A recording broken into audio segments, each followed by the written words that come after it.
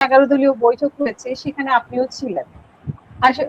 Colonel অবসরপ্রাপ্ত অলিকে কেন রাষ্ট্রপতির প্রার্থী করা হলো সেই ব্যাপারে আপনার কাছে শুনতে চাই। তাকে কেন করা হলো এই প্রশ্নের উত্তর মূলত দিবেন 11 দলীয় জোটের প্রধান। কিন্তু যেহেতু আমি ওখানে ছিলাম, সঙ্গত কারণেই আপনার প্রশ্নের উত্তর আমাকে দিতে হয়। আর জোটের একজন শরিক হিসেবে আমি রাষ্ট্রপতি হিসেবে যে কথাটি বলতে চাই, রাষ্ট্রপতি শুধু বঙ্গভবনের একজন ব্যক্তি নন, তিনি রাষ্ট্রের সাংবিধানিক প্রধান। তাই আজকের রাষ্ট্রপতি পদ নিয়ে যে আলোচনা চলছিল, আমাদের রাষ্ট্রপতি জনাব মোহাম্মদ শাহাবুদ্দিন সাহেব 24 জুলাই 2026 পদত্যাগ করেছেন। সংবিধানের 54 অনুচ্ছেদ অনুযায়ী বর্তমানে স্পিকার হাফিজউদ্দিন সাহেব ভারপ্রাপ্ত রাষ্ট্রপতি দায়িত্ব পালন করছেন। ইতিমধ্যে আজকে তফসিল ঘোষণা হলো, সিদ্ধান্ত হলো। একটি বিষয় হয়তো পরবর্তীতে আবার আপনি প্রশ্ন করবেন যে 2/3 মেজরিটি ছাড়া তো রাষ্ট্রপতি কেউ নির্বাচিত হবে না। আবার একটা প্রশ্ন আপনার কাছে, আরো একটা প্রশ্ন আসতে পারে আমার কাছে, আমি সেটাও আগে বলে নিচ্ছি যে জেনে শুনেও কেন 11 দল তাহলে প্রার্থী দিল? যিনি প্রার্থী হলেন তিনিও বা কেন হলেন? তিনি জানেন আমার পরাজয় নিশ্চিত। জি, তিনি তো জানেন আমার পরাজয় নিশ্চিত, তারপরেও কেন হলেন? ভূমিকাতে আমি যে কথাটি বলতে চাই,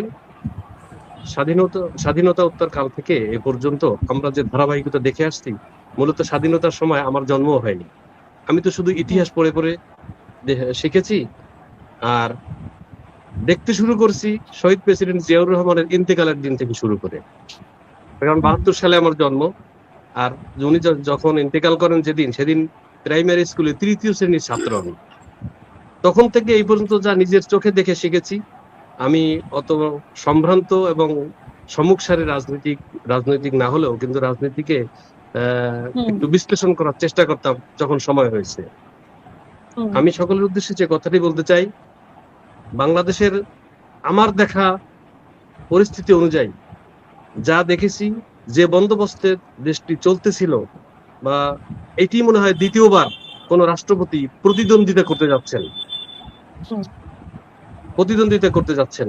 আমার মনে হচ্ছে, আমি যদি ভুল না করে থাকি, এমত অবস্থায় ওনাকে কেন করা হলো? দেশের প্রয়োজনে বিরোধী দল যে কাজ করতেছে, আমি এই জন্য জামাত ইসলামীকে ধন্যবাদ জানাই, জোটের প্রধান সহ সবাইকে ধন্যবাদ জানাই যে এমন একজন ব্যক্তিকে রাষ্ট্রপতি প্রার্থী করে একটি জানান দিয়ে দিল যে জোটের সক্ষমতা আছে, জোটের ভিতরে যোগ্য লোক আছে, জোটের ভিতরে দুর্নীতি মুক্ত, কলুষ মুক্ত একজন ব্যক্তিকে নির্বাচিত পছন্দ করে তারা উপস্থাপন করতে পেরেছে। আজকের জোটের মিটিং এ সকল দলের কাছ থেকে মতামত নেওয়া হয়েছে। সর্বসম্মতিক্রমে ওনার নামটা আসার পরেই আমিরে জামাত এবং বিরোধী দলীয় চিফ হুইপ ওনার নামটি ঘোষণা করেছেন। সুতরাং তাকে দেওয়ার এত কিছুর মানে অনিশ্চয়তা, নিশ্চিত পরাজয়, তারপরে তাদের সংখ্যাগরিষ্ঠতা নেই, তারপরেও কেন করলেন?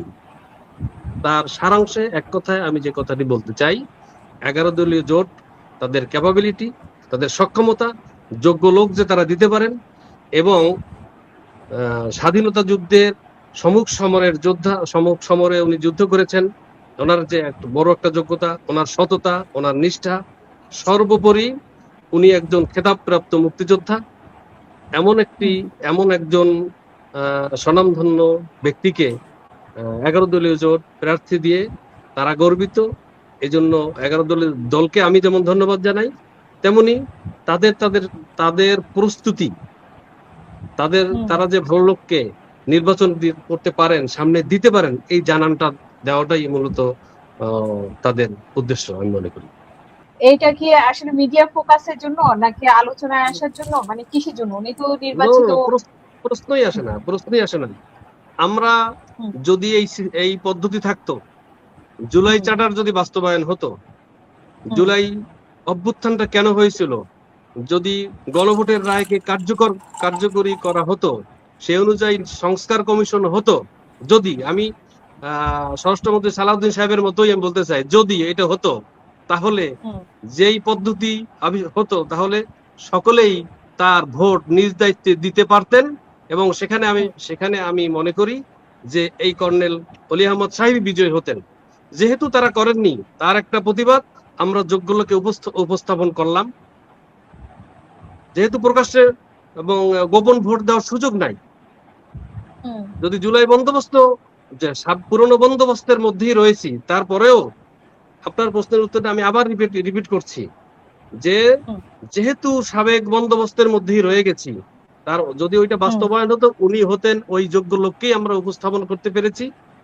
আমাদের উপস্থাপন করার দায়িত্ব, আমাদের সকল সক্ষমতা পেশ করলাম।